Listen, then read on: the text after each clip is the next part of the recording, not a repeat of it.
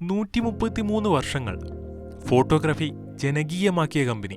Camera പ്രേമികളുടെ പ്രിയപ്പെട്ട Kodak മിഴിയടക്കുമോ? ഒരു കാലത്ത് ക്യാമറ എന്നത് കൊഡാക്കിന്റെ സാമ്രാജ്യമായിരുന്നു. എന്നാൽ ഇന്ന് കഥ അങ്ങനെയല്ല.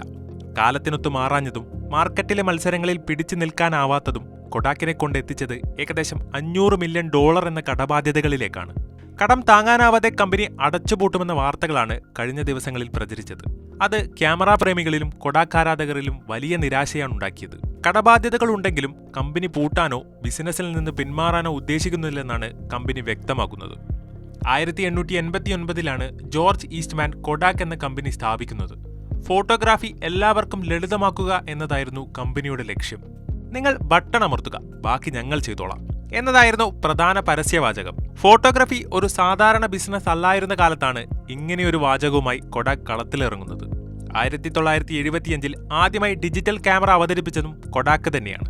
എന്നാൽ തങ്ങളുടെ ഫിലിം ബിസിനസിനെ ബാധിക്കുമെന്ന ധാരണയിൽ ഡിജിറ്റൽ ക്യാമറയ്ക്ക് കൂടുതൽ പ്രചാരം നൽകാൻ അവർ തയ്യാറായില്ല.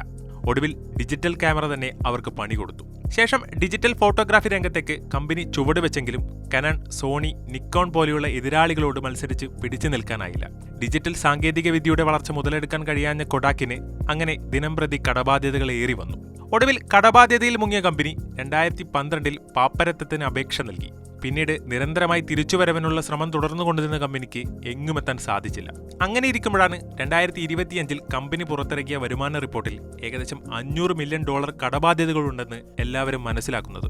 അതോടുകൂടിയാണ് 133 വർഷങ്ങൾക്ക് ശേഷം കമ്പനി പൂട്ടാൻ പോവുകയാണെന്ന വാർത്ത പ്രചരിച്ചത്. സാമ്പത്തിക സാഹചര്യങ്ങൾ ബുദ്ധിമുട്ടിലാണെങ്കിലും ഈ വർഷം രണ്ടാം പാദത്തിൽ കമ്പനിയുടെ ദീർഘകാല പദ്ധതികളിൽ നേട്ടമുണ്ടായിട്ടുണ്ട്. കടമെടുപ്പ് തുകയുടെ വലിയൊരു ഭാഗം കാലാവധി തീരുന്നതിന് മുൻപ് തന്നെ അടച്ചു തീർക്കാൻ കഴിയുമെന്നും പ്രചരിക്കുന്ന വാർത്തകൾ തെറ്റാണെന്നുമാണ് കൊഡാക്ക് പറയുന്നത്.